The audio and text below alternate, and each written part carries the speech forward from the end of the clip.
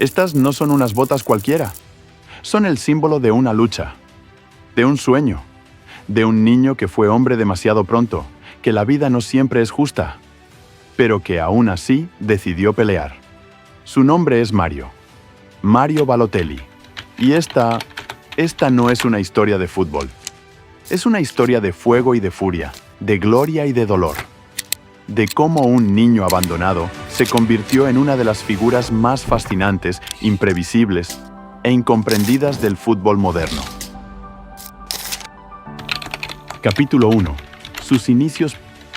Palermo, Sicilia. Allí nació Mario, un 12 de agosto, bajo el sol inclemente del Mediterráneo y la sombra de la pobreza. Sus padres biológicos, inmigrantes ganeses, llegaron a Italia buscando una vida mejor. Pero lo que encontraron fue precariedad, discriminación y enfermedad. Mario fue un niño enfermo. Durante años sufrió problemas intestinales graves. Su cuerpo frágil necesitaba operaciones constantes. Sus padres, sin recursos, no podían ofrecerle los cuidados que requería. Fue entonces cuando apareció una nueva familia, los Balotelli. Francesco y Silvia Balotelli lo acogieron en su casa cuando tenía apenas 3 años. No eran famosos, no eran ricos, pero tenían algo que Mario necesitaba más que nada: estabilidad, amor, hogar. Durante años, Mario vivió una paradoja. Dormía en una cama caliente, comía con cubiertos de metal, iba a una buena escuela, pero legalmente no era parte de esa familia. Era un acogido, un huésped, hasta que cumplió los 18. El día después de su 18º cumpleaños, Mario recibió la ciudadanía italiana. Lo celebró como lo haría cualquier chico, pero por dentro, algo dolía. No podía olvidar de dónde venía, ni cómo lo habían tratado por ello. Desde niño, Mario fue señalado. En el colegio, era el diferente. En la calle, el negro que juega bien. En los entrenamientos, el que no parece de aquí. Mientras otros niños soñaban con ser futbolistas, Mario soñaba con que algún día lo dejaran en paz. Pero no se rindió. Nunca lo hizo, porque en su interior, incluso cuando era pequeño, había una fuerza que no se puede enseñar. La determinación de demostrarle al mundo que valía la pena, que él también merecía ser parte de algo grande. Con solo 13 años, el Lumezzane, un club modesto del norte, lo fichó para sus categorías inferiores. A los 15 ya debutaba con el primer equipo. Tenía cuerpo, tenía carácter, pero sobre todo tenía algo que nadie podía quitarle: hambre. Esa misma hambre lo llevaría, en poco tiempo, a llamar la atención de los clubes más grandes del país. Pero, en el fondo, Mario seguía siendo ese niño que había tenido que construirse a sí mismo, entre el rechazo, la enfermedad y el abandono. La historia de Mario no comienza en un campo de fútbol.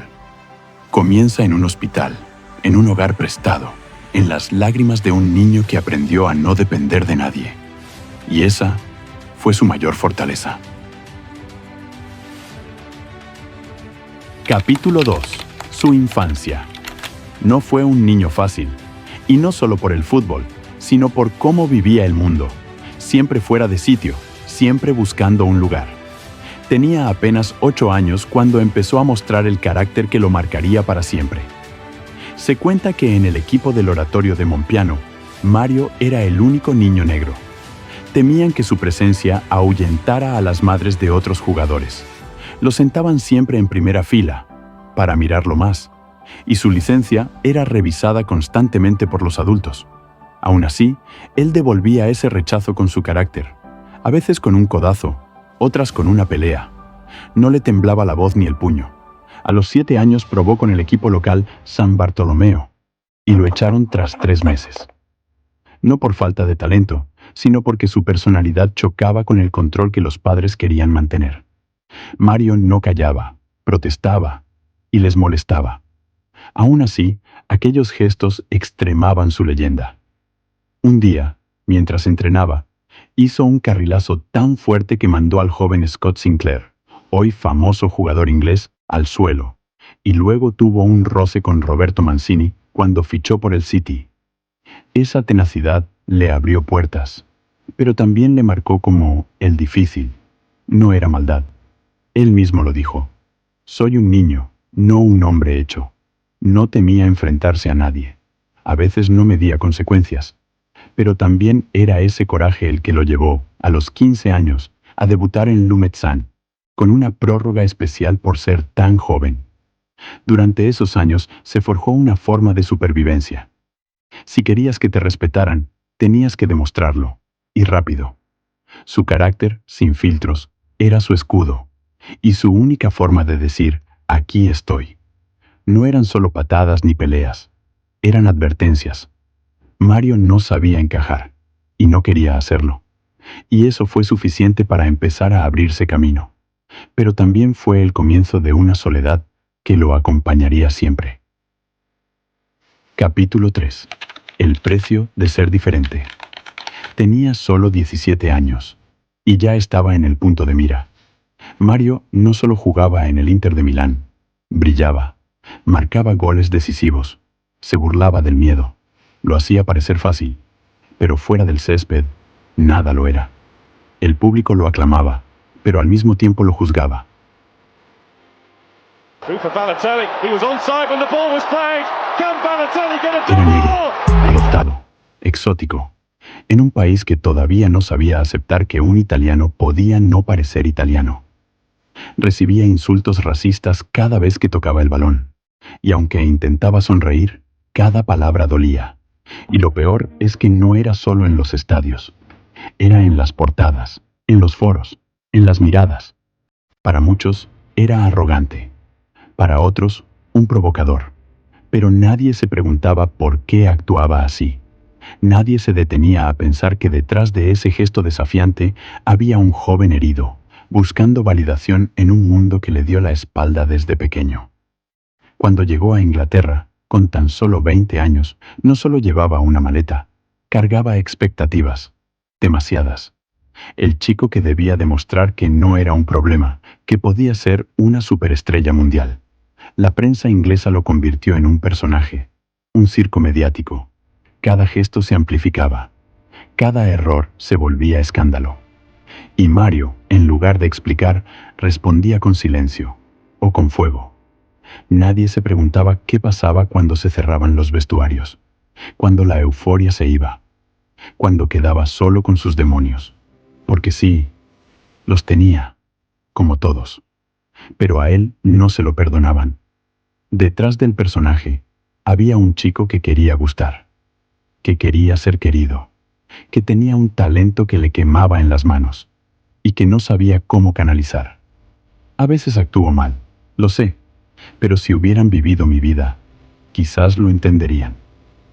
En el año 2010, el mundo del fútbol por fin le entregó algo que no se podía discutir: el Golden Boy, el premio al mejor jugador joven de Europa, un reconocimiento reservado para leyendas en construcción. Rooney, Agüero, Messi y ahora Balotelli. Tenía solo 20 años. Velocidad, potencia, descaro, talento puro. Había superado a Gareth Bale, a David De Gea, a Eden Hazard. Pero cuando le preguntaron qué pensaba del premio, su respuesta no fue la que todos esperaban. ¿Golden Boy? Solo hay uno mejor que yo. Messi.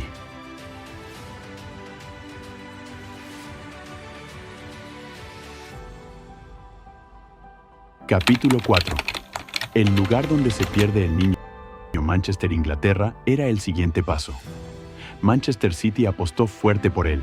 Era joven, rápido, brillante, un diamante aún por pulir. Pero nadie advirtió que dentro de ese diamante había una grieta invisible. Llegó solo, sin familia, sin amigos. Apenas hablaba el idioma. Tenía 20 años, pero por dentro seguía siendo el niño que creció en casas ajenas, buscando un lugar donde sentirse seguro. En el campo, hacía magia, goles impredecibles, regates imposibles, potencia salvaje, pero fuera del campo, el silencio. No salía con sus compañeros, no hablaba con la prensa, a veces ni respondía el teléfono. Estaba allí, pero no estaba. Los titulares no hablaban de su talento, Hablaban de lo que hacía en su tiempo libre, de lo que decía, de lo que no decía. Lo habían convertido en un personaje, y él, para protegerse, jugaba ese papel. Esa frase no era una broma, era un grito, un espejo. ¿Por qué siempre él? Porque era diferente, porque no sonreía cuando debía, porque no encajaba en las reglas invisibles del juego. En Liverpool, las cosas no mejoraron. No era feliz, no era comprendido, no marcaba goles. La prensa lo destrozaba, el club lo dejaba fuera, y él seguía sin saber cómo pedir ayuda. Si hubieras vivido mi vida, me entenderías. En medio del caos, la vida le dio un golpe silencioso. Su padre adoptivo, Francesco, falleció. El hombre que le dio una oportunidad, el que lo había rescatado de la oscuridad, ya no estaba. Mario no dijo nada, solo desapareció unos días. Y luego volvió, como siempre, solo. Nunca sabremos del todo lo que vivía por dentro, solo podemos intuirlo. Que no era rabia, era dolor. Que no era arrogancia, era miedo. Que no era indiferencia, era tristeza. Incluso cuando parecía desmoronarse, había luz en él. Pequeños gestos, pequeñas verdades. Porque Mario nunca fue perfecto, pero siempre fue auténtico. Y eso, en un mundo de máscaras, lo convirtió en blanco fácil. Capítulo 5. Volver a casa. Después de los años en Inglaterra, después del ruido, después del caos, Mario volvió a casa, no con la cabeza alta, sino con el corazón cansado. Italia lo esperaba, pero no todos estaban contentos de verlo volver. Firmó por el Milan, el club que había admirado de niño, el club al que soñaba marcar goles en los videojuegos. Ahora le daba una nueva oportunidad, y Mario, por primera vez en mucho tiempo, pareció estar en paz. En su debut, no defraudó. Gol. Estadio en pie. Sonrisas que parecían olvidadas. Durante semanas volvió a ilusionar. Volvió a ser noticia, pero por lo que hacía con los pies. Quiso demostrar que había cambiado. Llegaba temprano, entrenaba fuerte. No se metía en líos. Se cortó el pelo, bajó el tono, hablaba menos y corría más. Estoy cansado de que la gente me vea como el problema. Solo quiero jugar al fútbol. Pero las segundas oportunidades no son como las primeras. No hay paciencia, no hay margen. Y en cuanto llegaron los primeros errores, las viejas etiquetas volvieron con fuerza. Un penalti fallado, una roja discutida, una lesión, y de nuevo los cuchillos afilados. Como si todo lo que había intentado construir se borrara por una mala noche. La diferencia era que esta vez le dolía más, porque sí lo había intentado, porque sí quería cambiar, porque había sacrificado parte de sí mismo para encajar. Y aún así, no bastaba. Pero también hubo luz, goles, conexión con la grada, niños que llevaban su nombre en la espalda, porque cuando Mario estaba bien, era capaz de cosas que muy pocos podían hacer.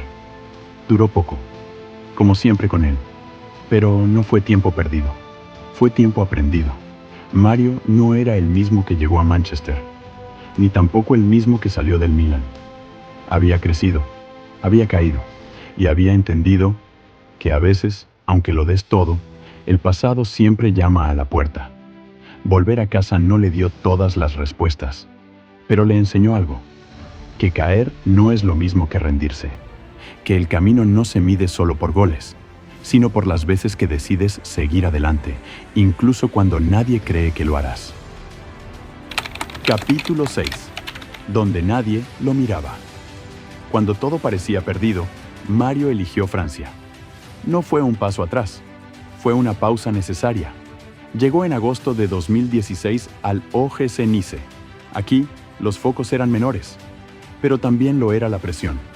Tuvo que esperar poco para salir de él, en el banquillo. Al minuto 7 de su debut contra el Olympique de Marsella, falló un penalti y luego remató de cabeza a la red. Gol. Debut inolvidable. La siguiente semana, doblete contra el Mónaco en el derbi de la Costa Azul. 3 goles entre sus 2 primeros partidos. Un arranque que no se veía en la Ligue 1 desde hacía 25 años. Aquí no era Balotelli el loco, era Balotelli, el que juega, el que decide.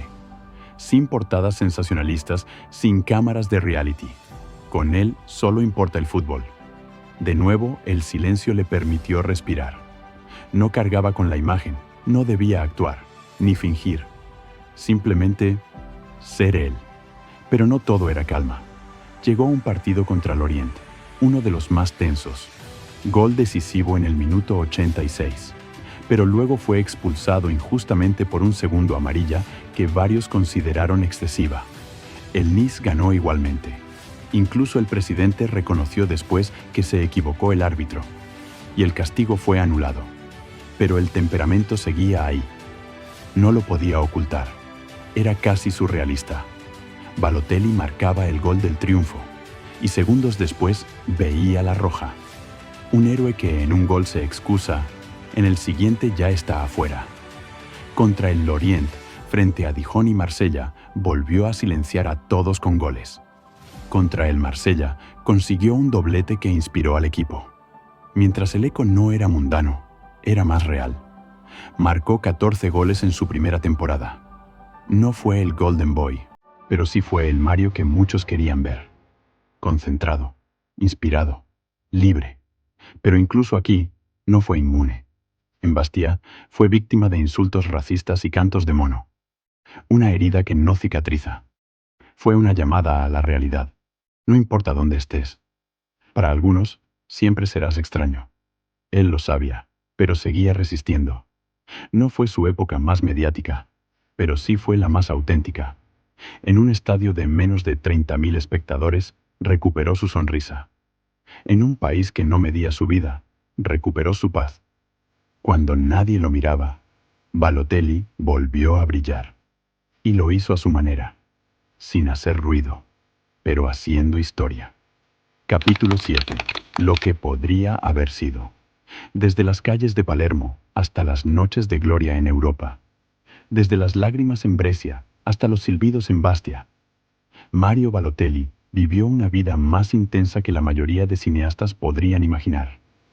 Fue el niño que nadie cuidó, el chico que nadie comprendió, el talento que se encendía, pero que también se quemaba.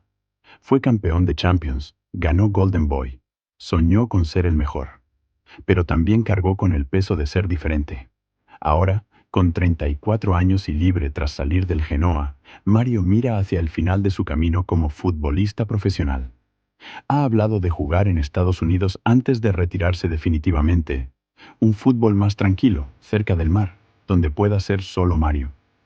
Si por ser diferente el mundo no le dio tiempo, si por no encajar en un molde se lo empezó a quitar, nos hemos perdido algo grande. No fue un problema. Fue un genio al que exigimos más por no entenderle. ¿Qué habría sido si lo hubieran cuidado mejor? ¿Si lo hubieran escuchado? ¿Si lo hubieran aceptado tal como era?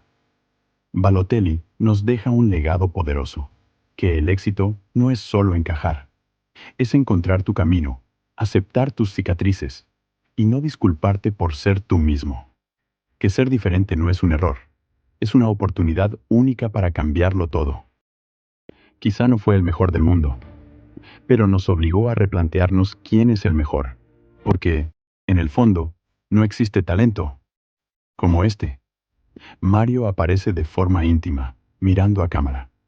He vivido cada segundo a mi manera, sin pedir permiso. He ganado, fallado, he sido amado y odiado, pero nunca me he rendido. Ojalá hayáis visto más allá de mis errores. Hay un tipo que solo quería fútbol y un poco de paz. A veces, por ser nosotros mismos, el mundo nos pierde. Que no te pase a ti. Si te ha gustado el vídeo, no olvides darle like y suscribirte para no perderte más historias como estas.